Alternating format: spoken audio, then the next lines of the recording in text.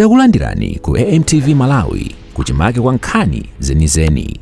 Ngati nkhani imeneyo kuno kulibe, dziwani kuti nkhani imeneyo ndi yabodza. Malawi tiye, umwera tiye, tiyende pamozi mitima. Malawi tiye, umwera tiye, tiyende pamozi mitima.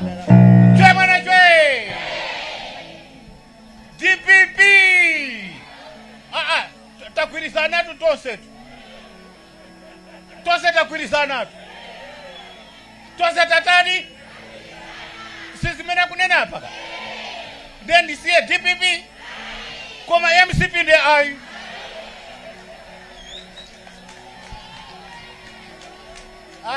Maulemu wose aperekeka kale pano.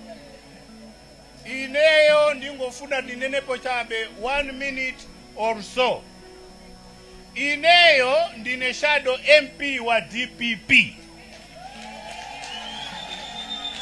Ndikuyimira kurumpi East pachipani cha Democratic Progressive Party.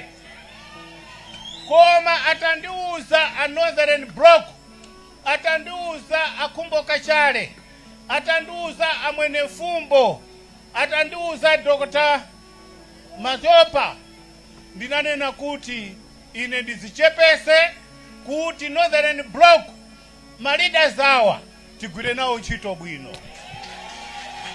Chwe mwana chwe! A former speaker anandiimbira telefoni, muzanga bwera, iwe ndine tagwira ntchito limodzi 5 years yapitayi, bwera uzakhalepo. Poyamba nduti kodi ine wa DPP ndikufunika pamenepo, akuti bwera chifukwa ifeyo tikufuna unity, tukufuna kugwirizana, tukufuna tiendere limodzi. Soma ngati ineyo ndine member or shadow MP wa DPP, ngati ndikufuna ndiyimire kuno kumpoto ndimvere zimene anzanga andiuza. A former speaker ananena kuti khalapo paralepo chifukwa iweyo ndiwozichepesa, munthu iwe unayamba matipate, munthu iwe unabweresa matipate, munthu iwe chimozi ndachihana cha mnabweresa matipate, ena wanachita hijaki. Khalapo nzanga ndenda ta former speaker ine ndi khalapo. Nde chifukwa cha ndabwera pati? Mundikana kumbo? Mundikana mwene fumbo? Mundikana Dr. Mazopa? Mundikana ine ngati wa DPP? Mukundira ndiro wa DPP ne? Asipika mundendo wa DPP? Pita Mtalika woye! Pita Mtalika woye! DPP woye! Marida Zanzanga woye! Inu wa DPP wabwera tupati.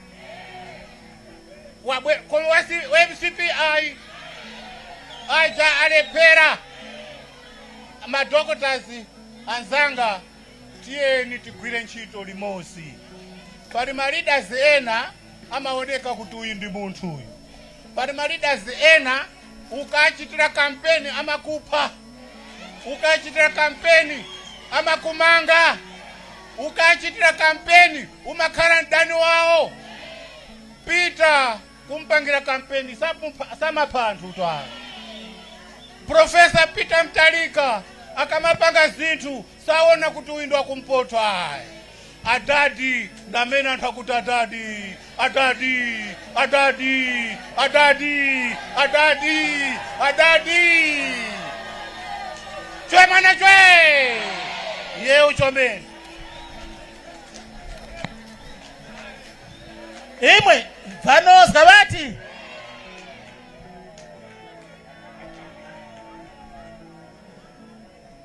imwe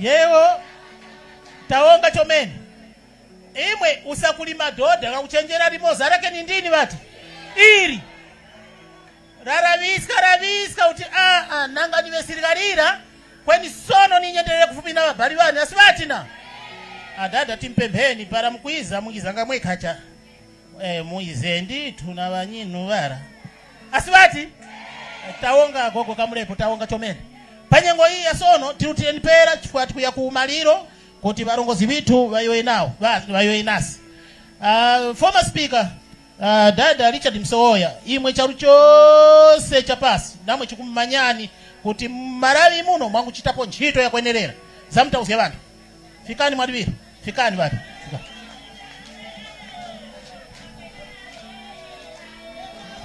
Bye bye MCP, bye bye. Bye bye Malawi Congress Party, bye bye.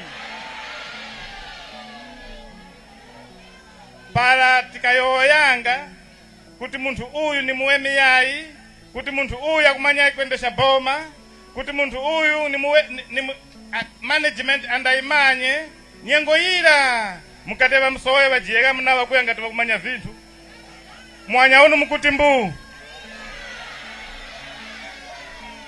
mwanya unu yakulira ninjani asisoya kayapa 300 kwacha mwaona alipa vi asishuga ikapa 600 kwacha mwaona ilipa vi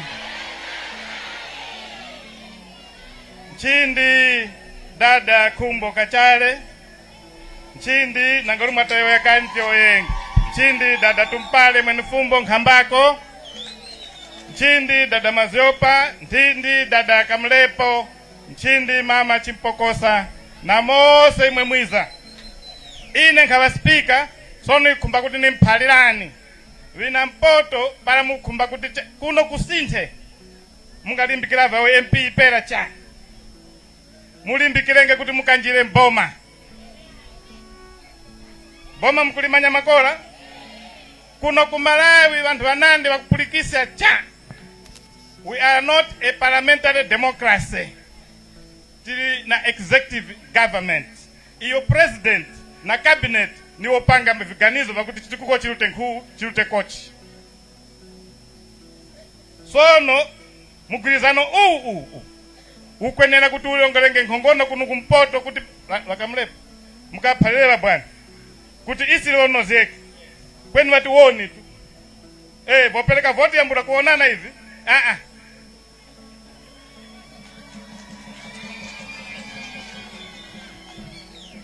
tikukhumba mgwirizano unyamule mpoto pala wanyamula mpoto vantu amba weme kupatula MCP amba weme vayoyi kuti umozi wa vantu ava akhale panji wa number 2 ayayi wanucha tukumbo samara cha kale number 2 kweniso mkabinet mulo muwengemu wangapo so ndipo kuno kumpoto kuno mtambe kuona kunowa nimkumbusani pachoko nyengo iyo mwenifumbo aka Minister of Agriculture para ulimu kendapo makola kuno ku Malawi kuno kumpoto tukacha mnyamato yali hapa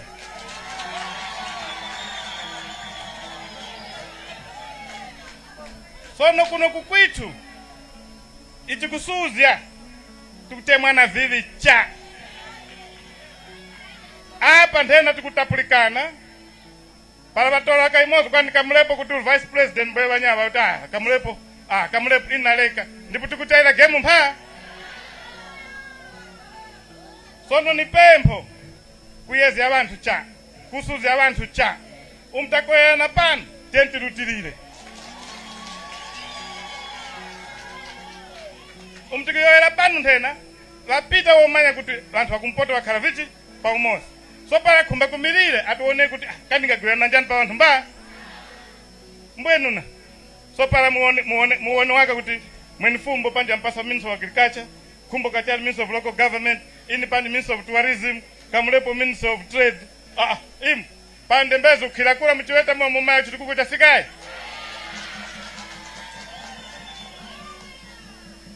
tapusikana nyengo zitali ava viba ava vachita vyao ivi vakuvimanya vyangozi hivi vakamba 1962 kwa dunduzi chisiza mwapulikisha makola vyangozi hivi kama 1962 dunduzi chisiza so mpakuti nyengile chati kwa chambula kubenuka vantu mbayo kachira kutoka ni ngozi waka nte mwanya unti chati benuka 1983 vagadama na wakati ni vichi ni ngozi mwanya unu chaka chamana wakuti chilima ni vichi ni ngozi ninjano gomeza kutika ngozi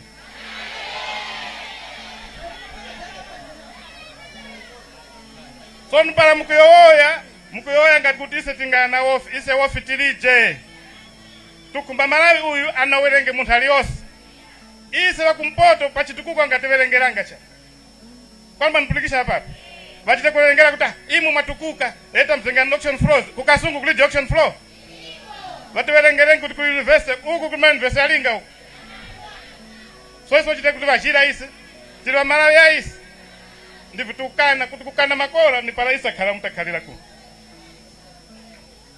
so no tieni para inu kuyoya muteoka 0 pa 10 kangu ngumba kufuma apson Oton Chiro International University Ujeni Airport Mbero University mutengo wa fertilizer wa 4,500 mutengo wa soya museu wa chiweta ni boma ya uchomeni. Osaiwala kupanga subscribe ku channel ya AMTV Malawi.